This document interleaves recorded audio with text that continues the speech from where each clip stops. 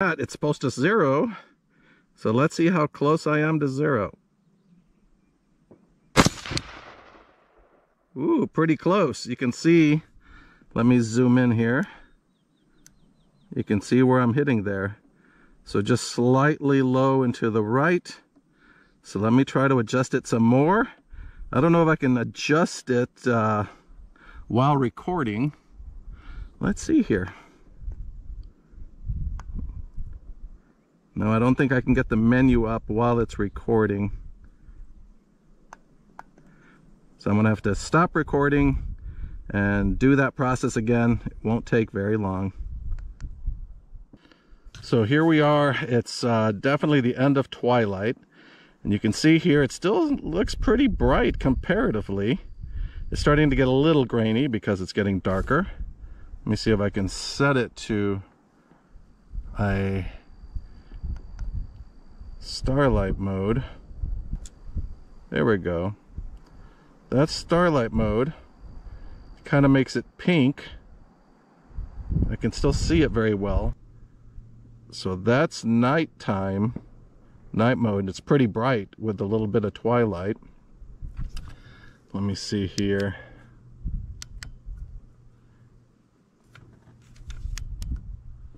And I do have a light here. Let me get this back on target. So I gotta switch this bag around a little bit. There we go. So I have the,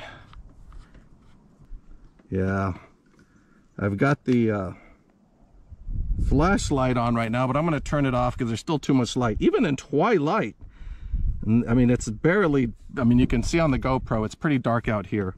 But if you see here through the scope in twilight with the night vision on, you can see pretty well, even with the day vision on. Let me try that again.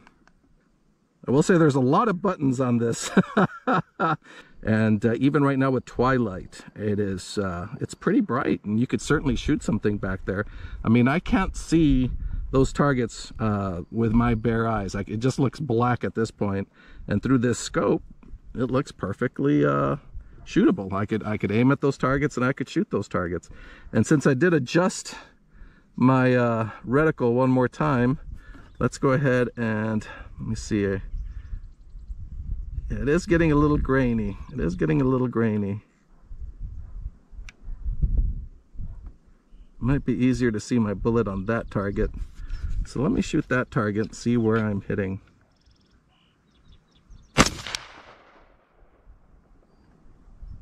It looks like, let me zoom in. Oop, wrong way. Yeah, just slightly. I didn't hit the orange dot, but I just touched it on the top right of it.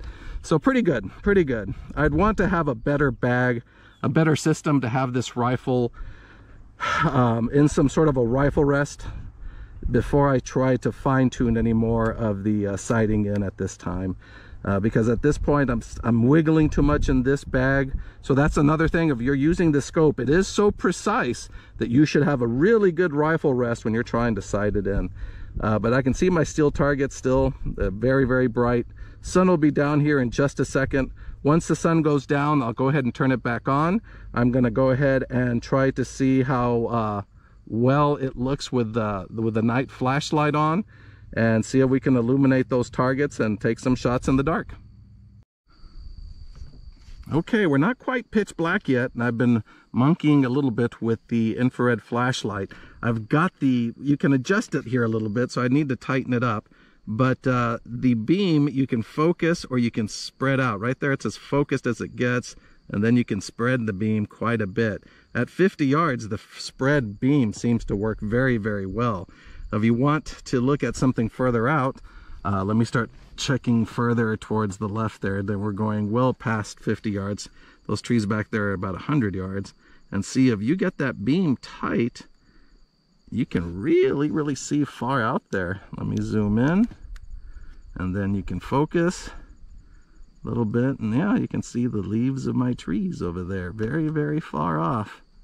So that flashlight's really great. for purposes of lighting up your night scope when you're on the night vision option. And for 50 yards, it's incredibly too bright. Let me see here. Let me zoom out a little bit. It's more than you need. You can focus it if you want to, but really at 50 yards from what I'm seeing, if you spread out the light a bit there, I've got the more general spread out light. Look how well that works. Look how well that works. So yeah, very impressive, very impressive. So gosh.